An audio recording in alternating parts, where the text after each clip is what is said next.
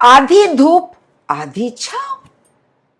अकबर बीरबल की कहानियों में से ये एक बड़ी ही रोचक कहानी आधी धूप आधी छांव मैं अम्मू एंड यू चैनल पर आप सबको सुनाने आई हूं। तो आइए ये कहानी सुनते हैं, आधी धूप आधी छांव। अकबर के दरबार में बीरबल रहते थे और अकबर के बड़े प्रिय थे। लेकिन एक बार अचानक किसी बात पर अकबर को इतना क्रोध आ गया कि उस क्रोध की हालत में उन्होंने बीरबल को तुरंत दरबार से ही नहीं, उस शहर से बाहर चले जाने को कहा।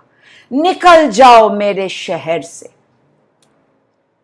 बीरबल को लेकिन अपने भावनाओं पर काबू रखना आता था। उन्होंने कहा, जो हुक्म जहां पना, मैं जा रहा हूं, लेकिन मेरी एक शर्त है, मैं वापस अगर कभी आया तो तभी आऊंगा जब आप मुझे बुलाएंगे। और बीरबल वहां से चले गए।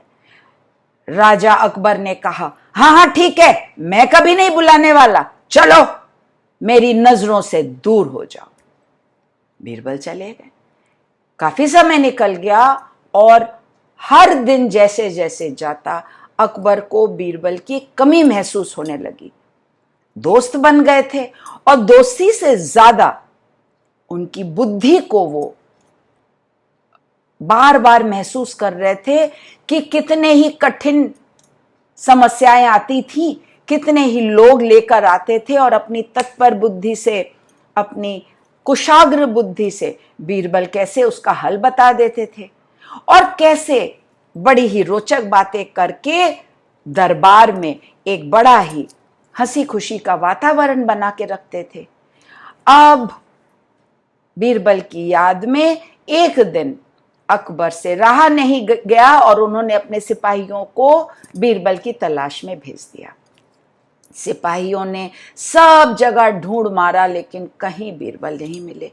लौट कर आकर उन्होंने राजा से कहा, सम्राट, कहीं पर भी बीरबल का अता पता नहीं मिला। सम्राट ने थोड़ा सोचा और एक योजना आई।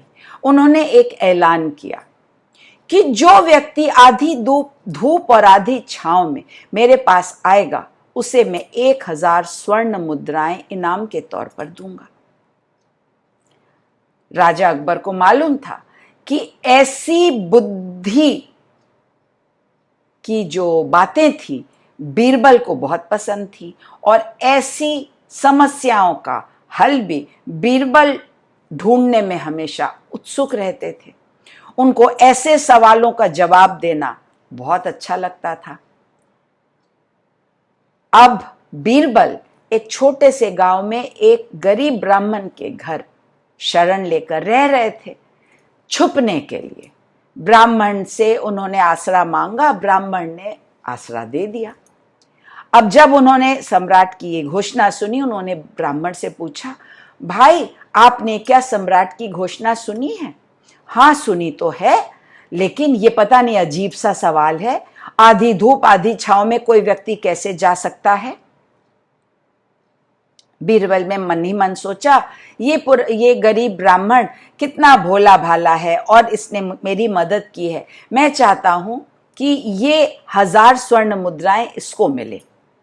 तो बीरबल ने ब्राह्मण से कहा, मैं जो कहता हूं वैसा करो। क्या करूं? अपनी चारपाई उठाओ, सर पे लेकर महाराज के सामने चले जाओ।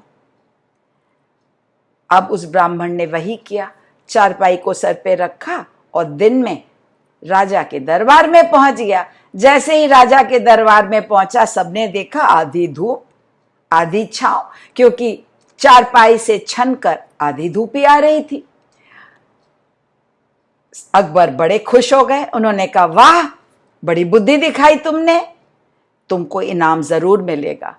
और ये रहा तुम्हारा इनाम, 1000 स्वर्ण मुद्राएं। लेकिन इस इनाम को लेने के पहले एक प्रश्न का उत्तर दे दो ब्राह्मण, ये जवाब, ये हल तुम्हारा अपना था या किसी और का? अब सम्राट अकबर के सामने खड़े होकर वो गरीब ब्राह्मण वैसे ही डरा हुआ था। इस प्रश्न ने तो उसे और भी डरा दिया और वो हाथ जोड़कर बोला, जहां पना मेरे घर में कुछ हफ्तों से एक ब्राह्मण रहते हैं, उन्होंने ये सुझाया तो मैं आपके पास आ गया। राजा ने उसको इनाम दिया और अपने सिपाहियों से कहा, जाओ भाई, बीरबल का पता चल गया है, उन्हें सादर दरबार में लेकर आओ। बीरबल को दरबार में लाया गया। खुशी खुशी बीरबल आ गए क्योंकि उनकी शर्त पूरी हो गई थी। राजा अकबर बीरबल को देखकर बड़े खुश हुए, दोनों गले मिले, दोनों खुश। कितनी अच्छी कहानी, और बच्चों कितनी अच्छी सीख दे गई ये कहानी हम सबको। क्या? हमेशा दूसरे पर दया करो, मदद करो, जैसे ब्राह्मण ने की उसका फल हमेशा अच्छा मिलता है। 1000 स्वर्ण मुद्राएं मिली। अब मुद्राएं मिलने के लालच में ब्राह्मण ने मदद नहीं की थी, इसलिए उसको मिली। दूसरी चीज, गुस्से का अंत हमेशा बुरा होता है। जैसे महाराज अकबर को गुस्सा आया, उसको भगा दिया बीरबल को, गलती का एहसास हो गया, बुलाना पड़ा दोबारा। क्रोध अच्छी चीज नहीं है। और तीसरी बात,